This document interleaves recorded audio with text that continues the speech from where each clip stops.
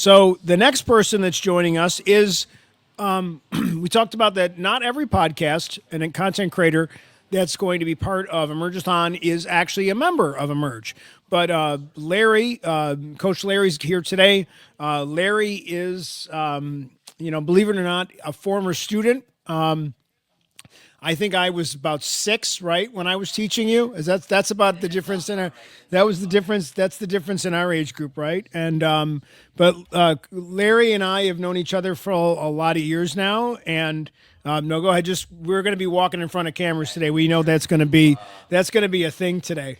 Nice seeing you guys. Nice meeting you, Wendy. Thank you. So much. I'll make sure to bring up the swinging of the arms. Yeah, let me go to the wide shot for that so people can see what you were talking about. So, we're going to be going to the wide shot, and you can see right now there's a camera in the way, so I'm going to move that in a minute.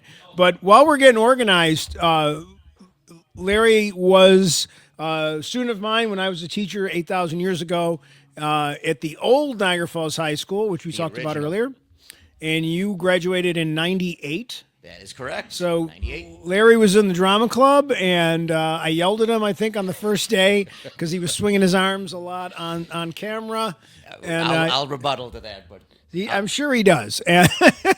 But more importantly, what I do want to talk about is, it's what Larry's done since high school is why I think that we are friends.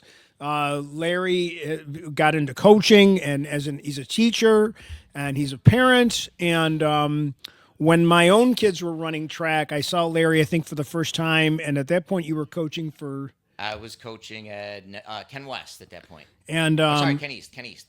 Yeah, and I remember going to a track meet in the winter at Buffalo All High Stadium, and boy. you were coaching throwing at that point, and you started. We just started talking. We kind of caught up a little bit, and then you were always really supportive to my own sons as they went through their high school years, and then we ended up coaching against each other in soccer. That was a lot of fun. That really was a lot of fun. And somewhere in there, we started talking about that you were thinking about starting a podcast. And we hooked you up with Matt, who's going to be here later. We keep talking about Matt. And when I will shout out Matt before I forget, is he also brought, not besides everything he's done for me already, he's been bringing snacks. So there's water and snacks in the building. He brought scones from his wife's bakery and cinnamon rolls, Amy and Company, which is on Buffalo Avenue, Niagara Falls. So right near the bridge to go on to Grand Island. So it's right there. You can get right off. It's right by the exit. Yeah, go ahead. And I think I gained 5 pounds just standing there in the weight room. I mean, everything looked tremendous. I think there were cinnamon rolls, scones. It looked fantastic. So when we decided to do Emerge-athon, one of the things I figured I would reach out to a couple podcasters that have their own location, and I know we helped get you some equipment and stuff like that, some recommendations, and then just kind of got out of your way. So I just appreciate Larry coming in today. I'm going to kind of turn it over to you, and you can just talk a little bit while I get your cameras cleaned up. No, thank you very much. And like I said, it's funny. I was on my way here and I texted you and I was like, "Did you guys move studios?" But this looks tremendous. This is outstanding. What's going on here? Welcome into a very special episode of Coach Larry's podcast. We are at the fantastic Emerge Studios, and this is, it is every bit of studio. This is outstanding. I'm expecting to see like some high-level celebrities in here. It is awesome, outstanding. And just to kind of piggyback a little bit before I get into my introduce our special guest today, when I met Rich Morano, when I met him, to this day I think I still call him Mr. Morano from time to time. We were doing Guys and Dolls. He had come in about halfway during the production, and I had a 5-line part. I had to introduce the Hotbox Girls, so I literally had to go up there in front of a mic. And I had, and now introducing Miss Adeline and the Chickettes, whatever they were called. And I'm in front of the mic, swinging my arms like this. And he comes walking towards me, swinging his arms. What the heck is this? What the heck is this? You got to stop that. You got to stop that. And sure enough, I did. and everything was great from there. I mean, we did Guys and Dolls together. We did Man Who Came to Dinner together. We did, um, what are some of the other shows I'm forgetting? We did a ton of shows together. We did Funny Thing Happened with Funny Thing Happened on the Way to the Forum. Forum, which I was an old man. Now I think I definitely got the part down a little bit. But in high school, it was some of my favorite times. Just doing the drama productions with myself. Some shout outs to my classmates, Mark Santangelo, Rob Udy, Christine Baraskis, Christina Taylor now. Just a whole lot of fun.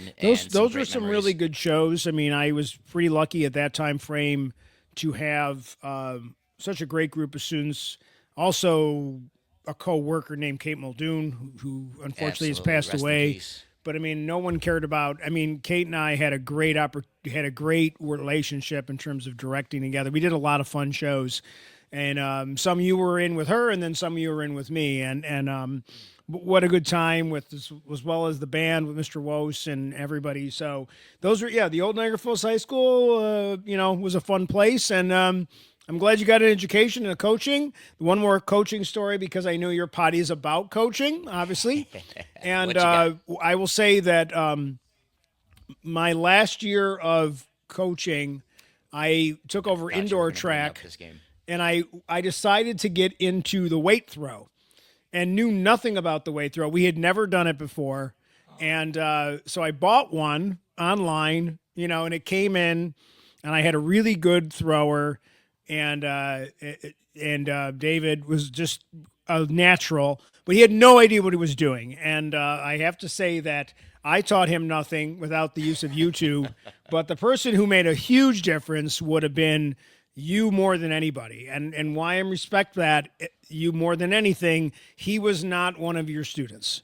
He didn't go to your school. He was he went to a different school, and you just took time. You even came in once and did a workshop with all my throwers just to help them out. And that is what education's supposed to be about, helping all the kids. And you did that, as well as our buddy Marty from Ken West.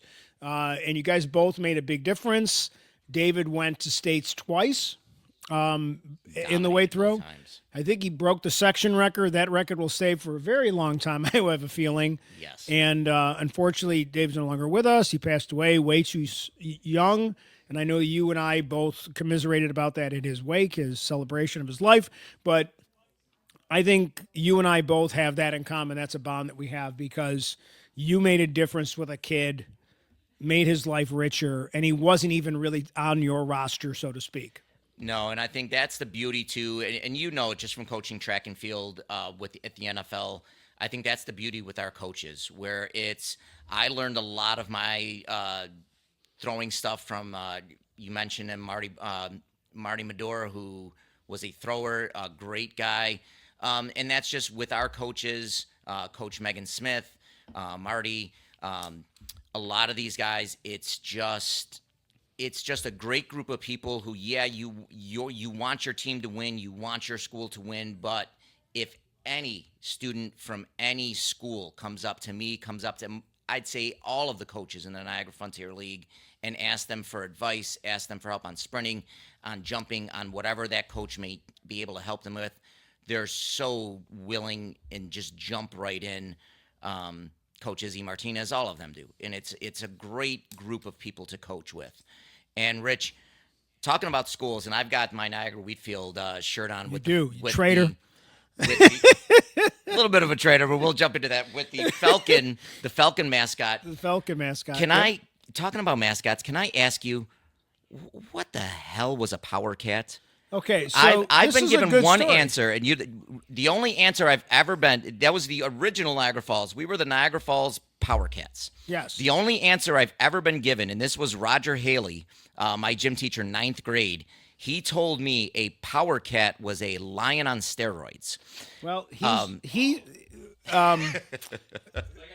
don't know. Oh, don't worry, Tony. We're going to be talking about. I don't know if he's still around. I don't know, but he's wrong. And so, what is another term for a waterfall? Another term for a waterfall? A cataract, correct? Okay. Like, so the Niagara Falls cataracts, I did not know and that, they but were the that's awesome. power cataracts.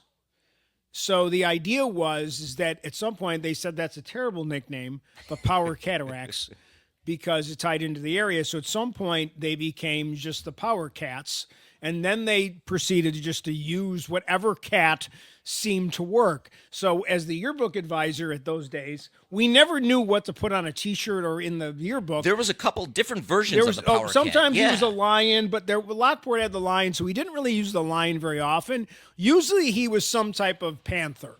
Like usually he would be not a lion, not a tiger. Sometimes he'd be a tiger though, but most of the times when I tried to do it, I would use like a panther, like a mountain lion. Yeah. That's usually so. Even like a couple of the yearbooks I did, I tried to keep it always as a mountain lion, just a generic looking large cat that looked like it could kill you.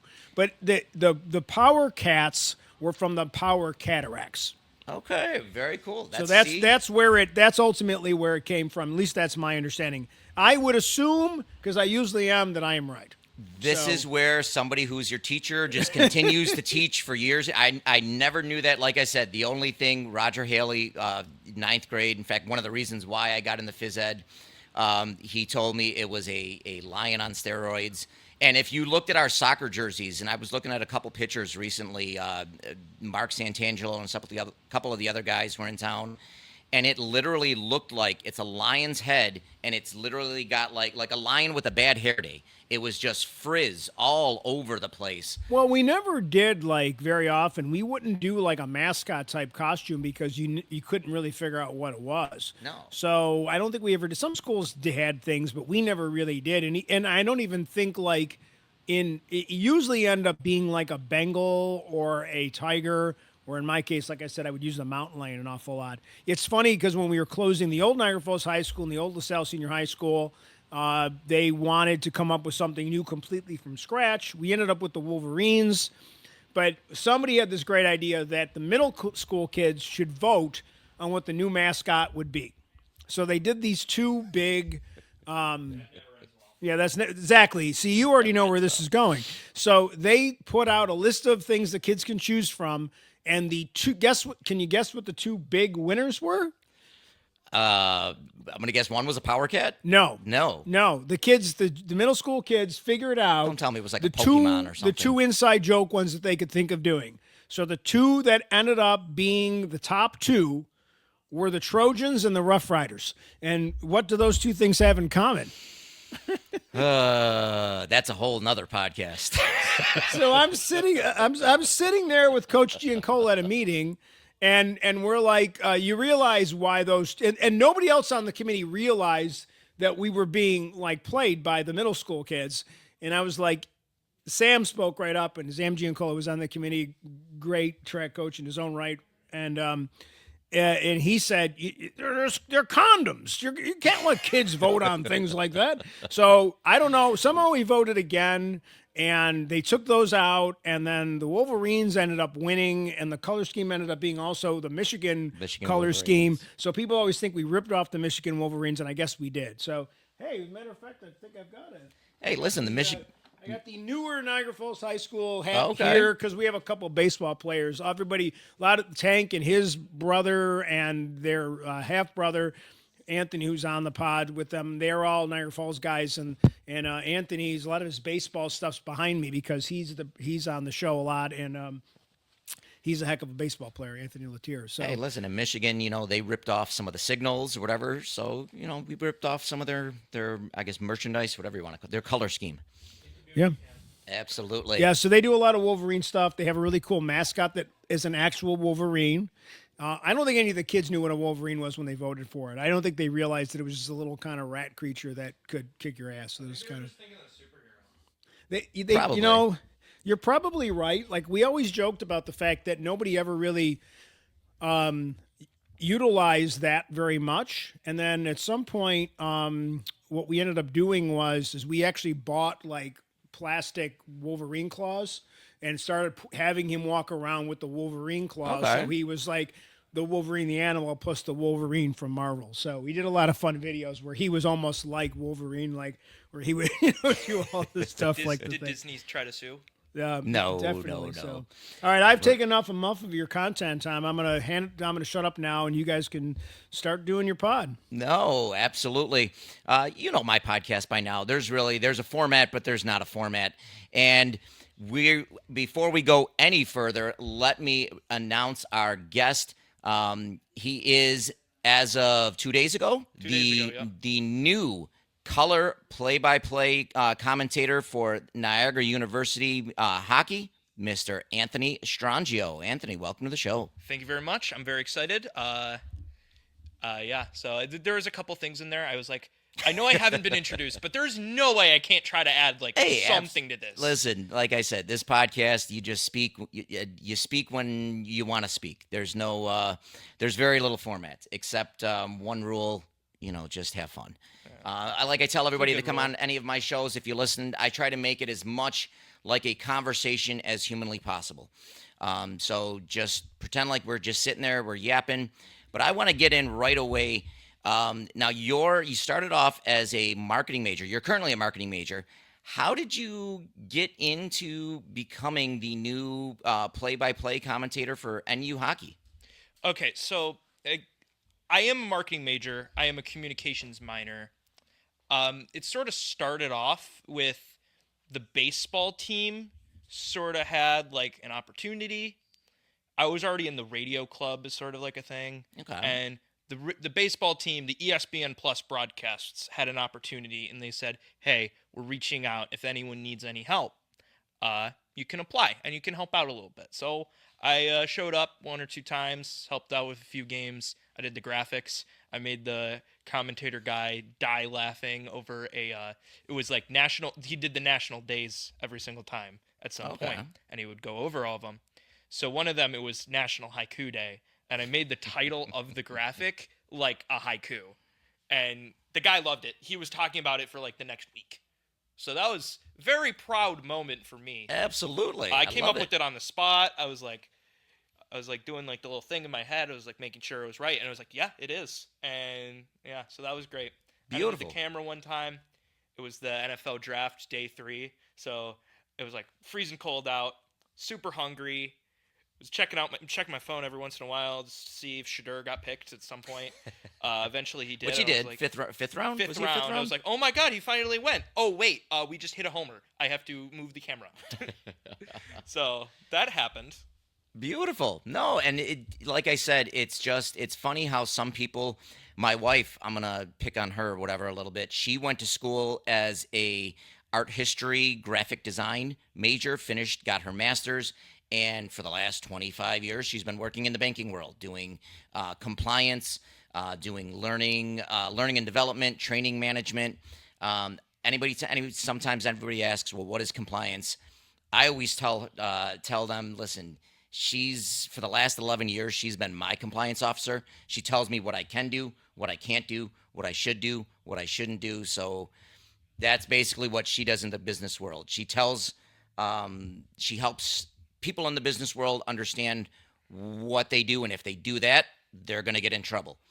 If they do that, they're good. They won't get in trouble. So she's had experience as my 11, 12 years as a compliance officer. And believe me, I make her work overtime with some of the mistakes and decisions I make. So that's great. Now, when do you officially start with them? Are you doing just the men's hockey, the women's hockey? Talk a little bit about the position. Like, when do you start?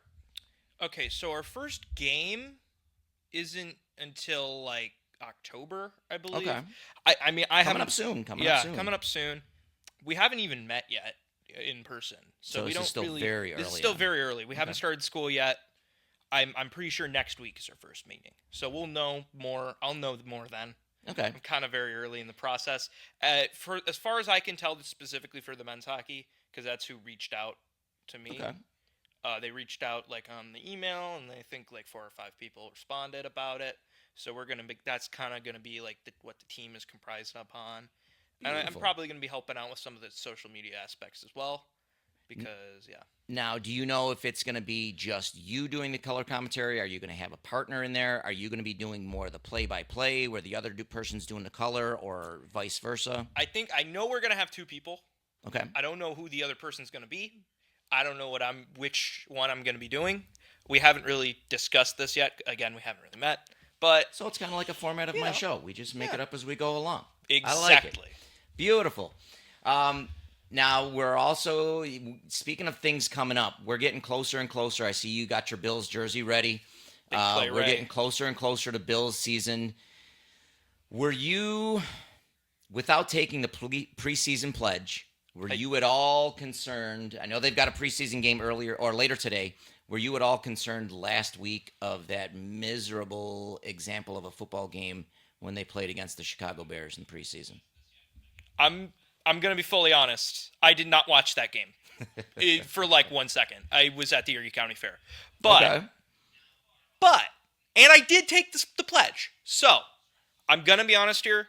I don't think it's too big of a deal. However, I do think there's some slight concerns if all 22 of our starting players get hurt, then we're kind of screwed.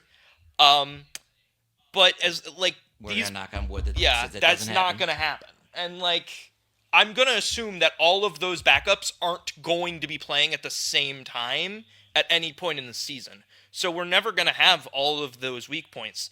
A big part of it is that a lot of the starters that are stronger and play better cover up those weaknesses. So you're never going to see those backups in that type of situation. Well, we hope not. We hope not. Because, you'll see them playing, but they're never going to be. But they'll be there. There'll be someone else there. Oh, for sure. So it's not just going to be like, oh, they can just throw it every time and they're going to stop them, because there's going to be other people there. You're going to have Matt Milano in. You're going to have Joey Bosa in. You're going to have Greg Rousseau. And you're going to have all those players. Christian Benford. You're going to have all of those players on the field, and that is going to cover for a lot of our weaknesses on the defensive end. And in terms of the D-line, I think our D-line is going to be awesome. I hope so, because they really have been, they haven't been all that great during the preseason. Again, it is preseason, but if you look at it, a lot of their big injuries didn't happen in games. I mean, you have Maxwell Harrison, who I think is going to be a heck of a player, but he got hurt, the third or fourth day of preseason, where it was just a fluke thing that happened in practice. He'll be Trey fine. White, was it 2 days ago? Left practice again. Seemed to be just during one-on-one drills, a bit of a fluke injury. I do want to clarify something on the Trey White injury. I hear a lot of people saying, oh, he was carted off. He's done for. No, he was not carted off. He was carted off. Okay, so here's what it was. He walked to the locker room. Then he walked out, and they gave him a ride on the cart because it's a super long walk to the training facility. It's not because he couldn't. Very true. I agree with you 100%. It but wasn't as bad as people thought it's never good to see any of your players carted off. Oh, no. But Especially with the season. I mean, we've got September 7th, first game against the Ravens. Lamar might be hurt. In my opinion, and Lamar's not hurt. In Yeah, my opinion, that is the most important game, because if you look at the way their schedule is set up with the next 6 games after that, it is a very easy schedule. I don't want to say they're a cakewalk, because there's no team in the NFL that's a cakewalk. Maybe New Orleans. But they have a very, very easy schedule. So if they win that Ravens game, I mean, we're going into the bye undefeated. You're looking at them possibly going into the bye undefeated, and then especially going into that Kansas City game where you have, after the Ravens, you have the Jets, you have the Dolphins, the Saints, the Patriots, the Falcons. The Falcons probably our toughest one of those. But I would say so. The Falcons or the Patriots. I think the Patriots are going to surprise some people. They're going to be better than last year, but still not crazy good. No, they're going to be better, but I feel like, did you really think they weren't going to be better than last year? It's hard to not be better than last year for the Patriots. I hope they finish dead last in the league every year. Same. But they're going to be better. They're going to be competing. I don't think it's going to be a competition for the division, but they'll be they'll be They'll be the competing for a wild card. closest. They'll be the closest. They'll probably be the competition. closest. In fact, we'll go into this a little bit later, but my prediction for the division, I've said, is going to be the Bills, the Patriots, the Jets, and the Dolphins. I might even put the Jets ahead of the Dolphins. I think I do too at this point. But we'll see. We'll talk about that a little bit later with our predictions. But it's Dolphins gonna getting a top be, 5 pick. That's why I kind of look at. I hope they do put Harrison on the PUP list to start the season. He's got to miss the first 4 games. Fine, don't rush him back. He's got game 5, 6, 7. It can be an easy progression for him to come back at. Let him get ready. I would prefer Trey White to be out there for that first game. That's got me a little nervous. If you're only going to have Benford as your starting corner, it could get a little dicey. You've got Johnson, who is more of a nickel, and he's proven that he's more of a nickel cornerback. Who's going to be that number 2? Put in Ingram. I like Ingram. Please don't be Dane Jackson. Please don't be Dane Jackson. But Please don't be Dane Jackson. I don't like Ingram. I don't like Jackson in that game against the Ravens. I like them against the Saints. I like them against the Jets. I like them against the Patriots. I don't like them against the Ravens. So I'm hoping Trey White can get back. There is time. But that being said, your thoughts about the preseason, do you think at this point preseason is even necessary? I mean, and that goes for hockey and football as well. Do you think preseason is necessary? I don't really know much about hockey preseason, I'm going to be honest, but in terms of football, I think it is. I mean, a lot of teams do use it. A lot of the teams do use it. It's just everyone uses it for different reasons. And one thing, I saw someone online say this. I don't know the exact person, so sorry for stealing your quote without credit. Whoever, if the person who sees this is like, hey, I'm going to sue you, I'm sorry, I don't remember. But somebody said you got to worry about that. That the bad teams use the preseason to figure out who's going to start. The good teams use the preseason to figure out who they're going to cut. Oh, for sure. For sure. And if you look over the years, a lot of times going in, especially the last 5, 6 years, the Bills already know who their starters are. There's been an occasional, like Benford, good case in point, where he kind of came out of nowhere. He was a 6th round pick. Came out of nowhere, wasn't expected to be a starter, but took the starting spot away from Kyer Elam, who was a 1st round pick. So you do have those occasional 1 or 2 players every year. But yeah, most of those guys, even a lot of the guys who play tonight, you're not going to see them in a Bills uniform. You might see them get. Well, you will. Up. You will see them in a Bills uniform tonight. You'll see them in a Bills uniform tonight. But after this, you may see them get picked up by another team. You may see them get picked up by the Saints, somebody else. But you're going to see them maybe get scooped up by the practice squad. That's it. And there's nothing wrong with that. But in my opinion, and I guess you can say this is our preseason for soccer for the Niagara Wheatfield girls. It's for all high school sports in the fall. It's coming up soon. We've had a good week of practice last week, but as far as I'm concerned, we're ready to go. We're ready to get into our first game. We've got a scrimmage game coming up against Clarence, and then we'll have Will North on Thursday, and we're just ready to go. But I've always been like that, even as a player, and I know you've played soccer, done track and field. Sure have. As a soccer player, I was always like, all right, give me 1 or 2 days of practice. Let's go. I want to get right into the games. Let's go. I don't need a scrimmage. I don't need this. I don't need that. Let's go. I was always chomping at the bit. I'm with you. As a player, were you the same way? Yeah, definitely. Although, I will say there's a lot of games where I didn't play much. And so, for high school-wise, I value the practices a good amount. Practices were great, and I love practices throughout the year because that's definitely how you get better. But as a coach, even I still think it's games great. Are more fun. It's great when you have, like after our Clarence scrimmage on Tuesday, Wednesday is going to be a great practice because we're going to have, all right, we did this right, we did this right, we need to work on this. This is a bit of a weakness. Our offense was great, our midfield, whatever the case may be. You can look back at that game film, especially now when you've got trace cameras, huddle cameras. I mean, back in my day, and I was talking about this a little bit with your dad, Frank Strangio, who's been a guest on here. He's in the studio watching today. Right there. But he's also, we've talked about this as coaches.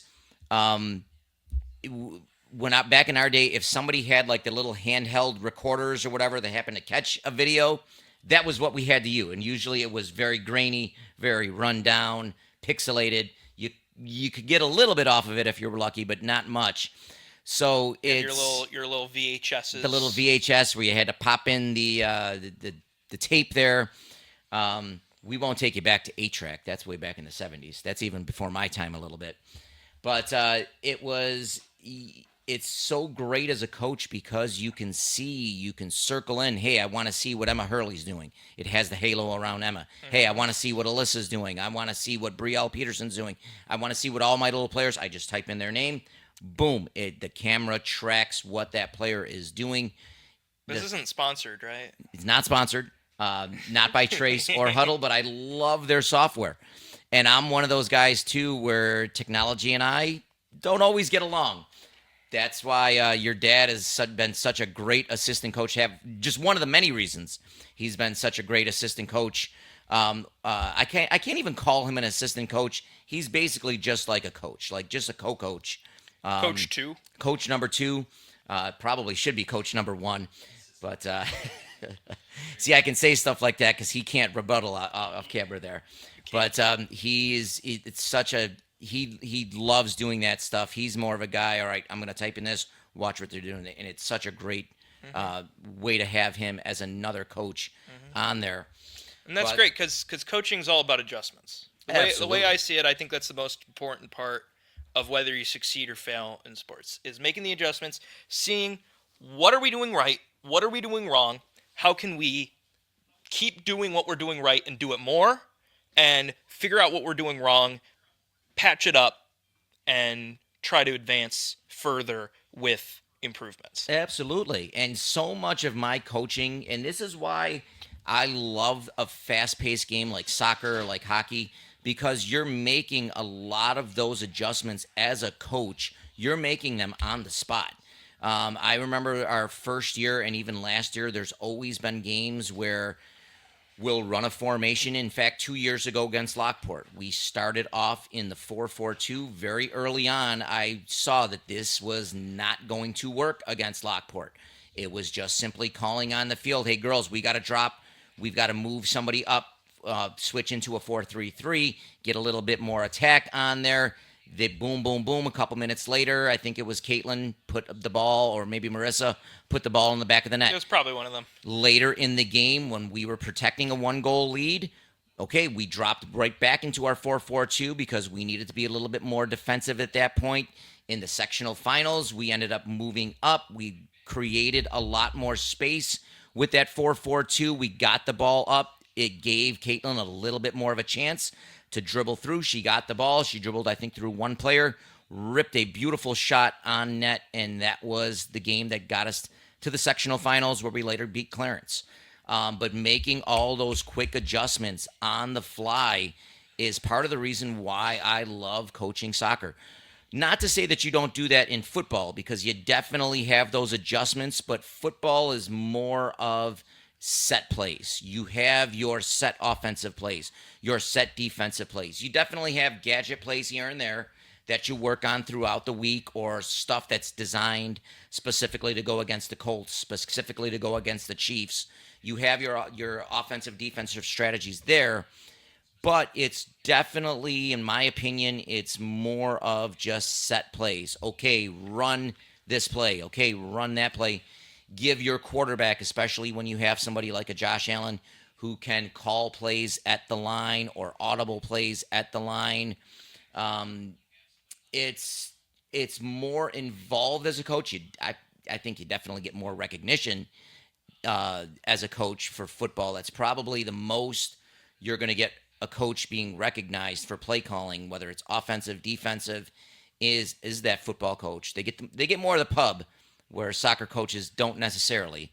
But soccer coaches, hockey coaches, basketball coaches, I feel like it's a lot more where you have to do it on the fly and pivot very quickly.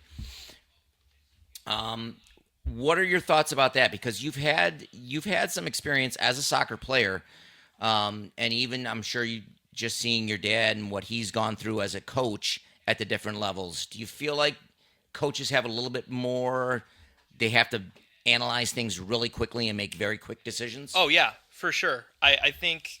Well, I've been on a lot of winning teams, so that helps. With the great John Coulter, With the who great John hopefully Coulter, a little shout out. We're going to try to get the great Frank Coach Coulter on here. Strangio, all of them. Just everything. And through all this time, I mean, I feel like that winning comes from figuring out, hey, what are we going to do better? And that's really where it comes from. I know I already said that pretty much, but I don't really know how more to explain it. Absolutely. Like that's what it is. And part of that is my dad. And I think a lot of it though comes down to just the way you see the field. Cuz I know as a player, one of my strengths is field vision. I'll see like, hey, this is where the pass can be made. This is where I'm very much an improviser. Where I'll be like, hey, I see this pass open, I'll go for it. And I'll just make that pass, find that lane. And I feel like the coaches are doing that nonstop. And they're saying, hey, they're giving their players tips. They're like, hey, you go here, drop back, move up. And those observations are like how you just win. It's how you defend, it's how you score, it's how you get through there. And I think that's just how it is. And every coach has their own specialties. Oh, for sure. Just Now, do all you of it. feel, even as a player, like I know as a player, I've gone through, I've had Coach Getz, I've had Coach Hollinger, I've had Coach Carroll. I've had a number of different coaches throughout my career, whether it's been travel, whether it's been at the high school level or further on. Do you feel that just having those different set of coaches, like you had Coach Coulter, you had your dad, just having some different coaches throughout your career has helped you at all? Like kind of seeing like, all right, this is what Coach Coulter's style was. He's more of a this. I picked up some stuff there, whereas my dad was more of a this style, more of a that. Do you feel like that's really beneficial for a player to have different coaches? Or do you think it's just, nope, I want my son or daughter to really go through and have a core coach for 5, 6, 7, 8, 9, 10 years? I think it is important to have different experiences just for variety. But at the same time, I'm someone who I'd say I only really had different coaches other than my dad when it came to varsity and JV and all that. Okay. When I was outside of that and maybe house league when I was a small child, I pretty much always had my dad as my coach. And that actually, I think that helped me, in which I knew but that's just because he's a really good coach. And honestly, that's really why. He absolutely is. I would say a lot of the other people did benefit from playing on other teams, getting a sort of knowledge, and then I feel like my dad's coaching style very much, allowed them to show their skills, to sort of demonstrate it and fully realize it. So you have one coach that sort of teaches you the foundation and another one that really allows you to use it, to utilize it. Now, and that's what my dad is. Speaking of a team that's had a lot of coaches recently, the Buffalo Sabres. Oh God! I know we're gonna bring things down a little bit and talk Sabres hockey.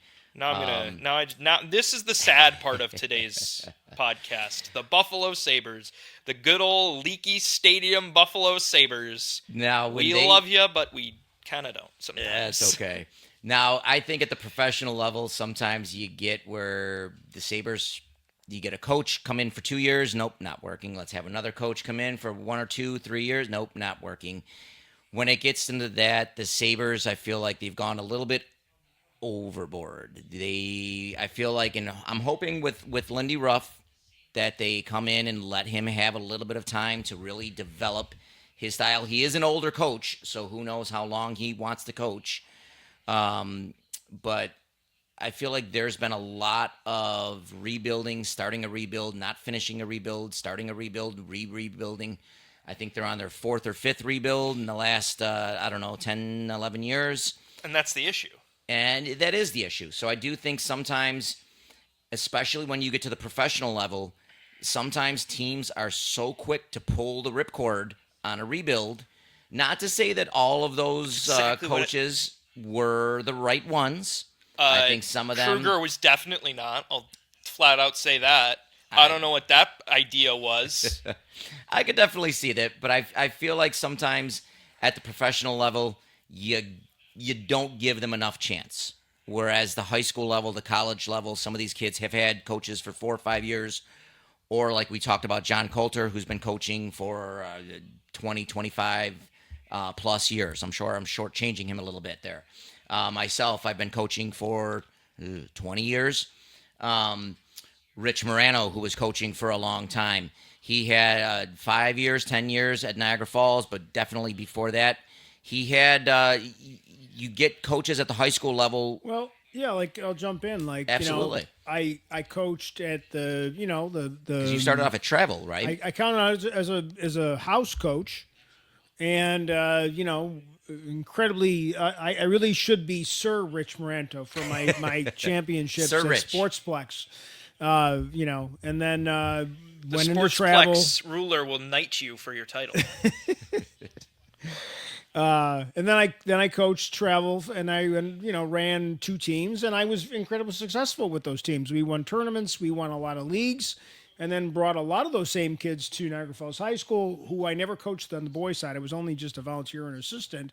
We never could just push through. We never just had enough. And and if you would base it on that, I should have been fired, as the girls' coach multiple times. Whether or not I was developing, obviously high school is a different thing than professionals, but you said that in soccer, especially, like if you watch European soccer like I do, man, you lose 2 games and the fans are, they're ready to hang They're out. burning you in effigy and you're out. This actually makes me think of something really funny.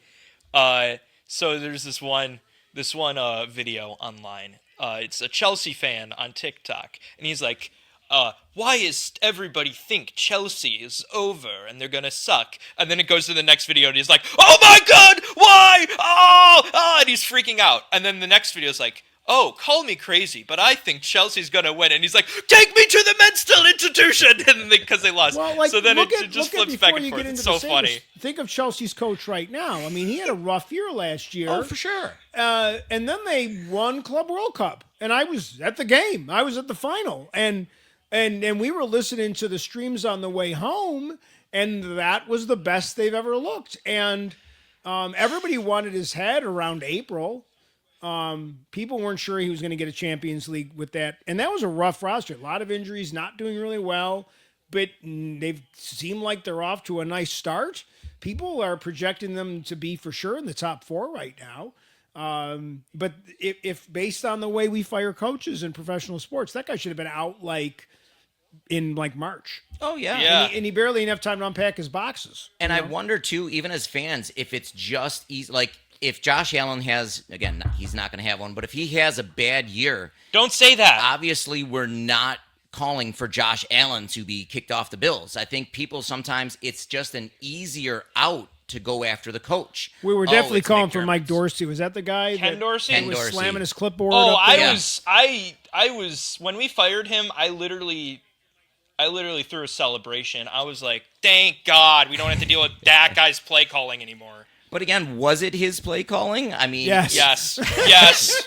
All There right. is an exception to every Verifiably, rule. yes. that's That guy that's should have subtle never there. got the job. He had never worked in the position before. How do Dude, you you have know, a generational talent yeah. like Josh Allen? And I'm not even a big football fan, but how do you have a generational talent like Josh Allen? And you're like, you know what? This guy's never had the job. Let's give him a shot. Why I are you agree. not finding an experienced offensive coordinator that already has made all the mistakes that a rookie coach makes? That Although Joe to Brady- me was terrible. Joe Brady was new and he's been great. So, But I Joe don't Brady was the offensive coordinator for the Panthers for it was either a full year or a know. half For like year. one, so he did yeah, have for experience. 1 year, and they weren't very good. But still, he was. Yeah, But granted, their these were offense was offensive decent. coordinators versus the head coach. Yes. That's, you know. But I think though too, it's just sometimes coaching. It's just so easier to say, "Oh, fire McDermott. Oh, fire Ruff. Fire the coach." When again, you don't a lot know more what's than going that. behind the scenes, and I think sometimes you just gotta let them give them that time to kind of implement their Yeah. scheme. I don't now, think we should be firing Lindy Ruff. I think we should be firing the power play guy.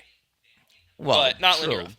But now there are coaches too. Like if you look at, and I hope this isn't what we have with McDermott, where Cincinnati had with Marvin Lewis, where I thought Marvin Lewis, he hung on for 10, 11 years, 12 years. And it was always Cincinnati, like getting to the playoffs, good season, losing in the playoffs, winning the first round, losing the second round.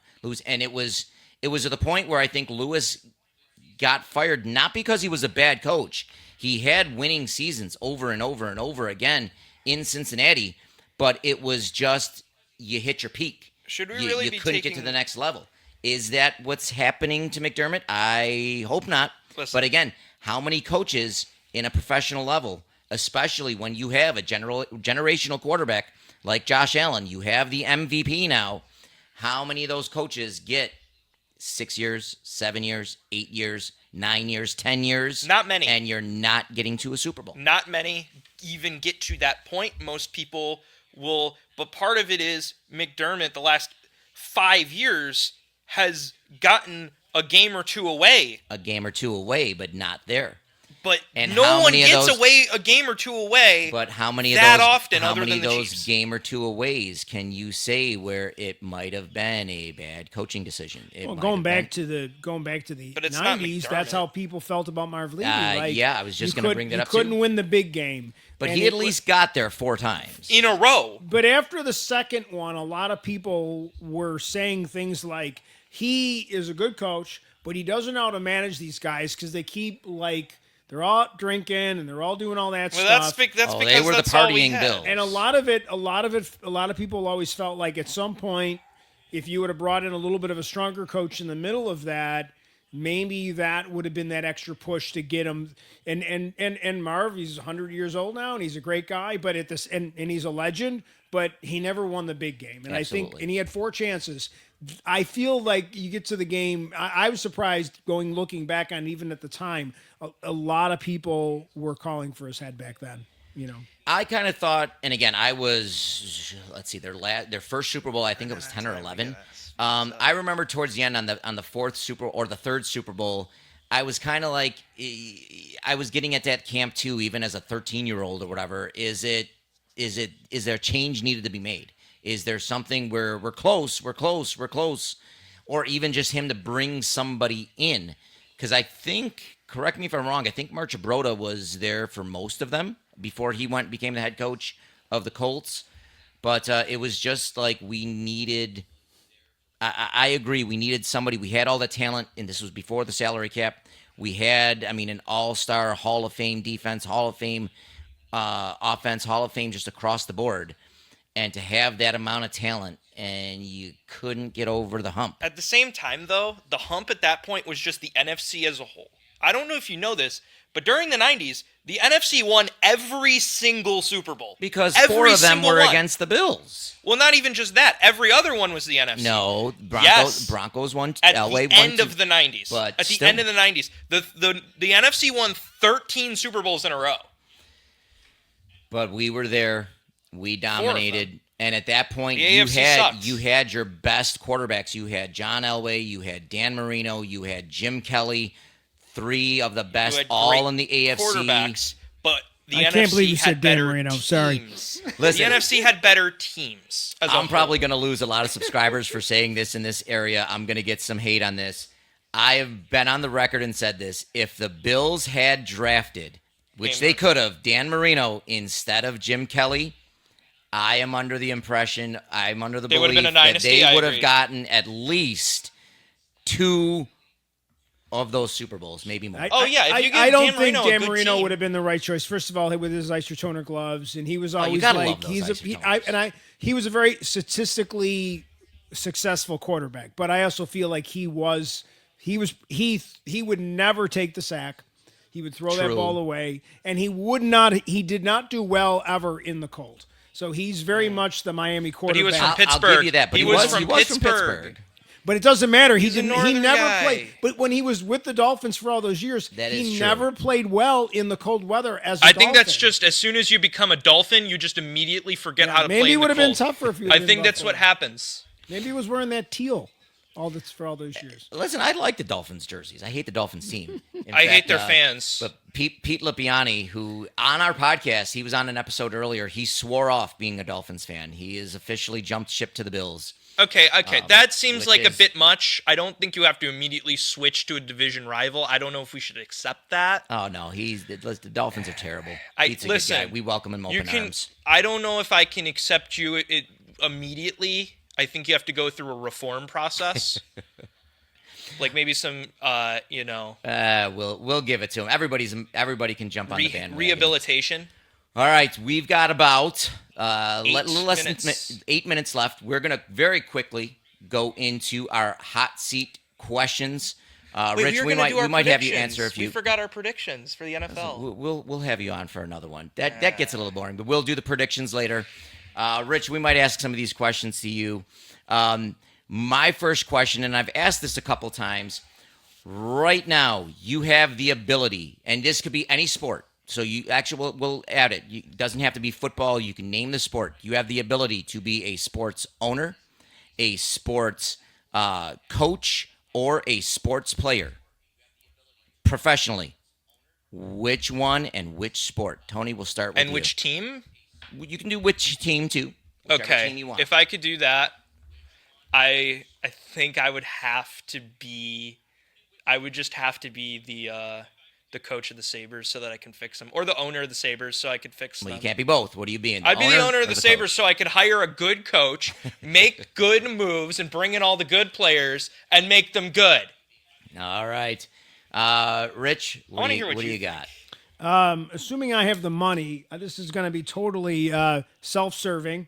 I am going to be the owner of Chelsea, and that's so I could just give my son the job as general manager just to run the team because that's his favorite team. That's his Buffalo Bills. I didn't even know that. I brought up the Chelsea thing as like a funny joke video I saw. I didn't even know you had any relation to that. My son became a Chelsea fan when he was about 8 years old because of Fernando Torres with the little headbands, and he rocked the long hair, and then he just stuck with them.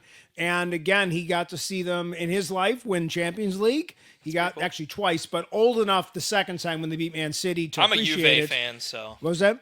I'm a Juve fan, personally. Yeah. But now, as owner, would you be able to go hands off and here you go, or would you be like the Jerry Jones owner? No, I would be. I mean, it's because let's be honest, the soccer owners make a ton of money. So I'm not a Russian oligarch like the previous owner, but definitely, I think it definitely would. I would do it because I would want to. And I guess ultimately, my point was I would bring in someone that was passionate and knowledgeable about that franchise, not just the sport. And I think a lot of times they bring in the wrong guy and doesn't know understand the franchise. That's been the problem with some of the Sabres coaches. They don't understand the franchise. Yes. We need good goaltending because that's been an identity of the Sabres since the beginning. Was great goalie tending, and that's always was a thing. Agreed. But I think I got to do my question. At least my first question. What's your question? Which is here? This one's for you. All right. What you got? This one is. Would you rather bring back the Hartford Whalers or the Quebec Nordiques? I listen. I might be in the minority here, but I loved the Hartford Whalers. I loved their jerseys. I thought they were fantastic. Just the big H with the whale symbol or whatever on the curve there.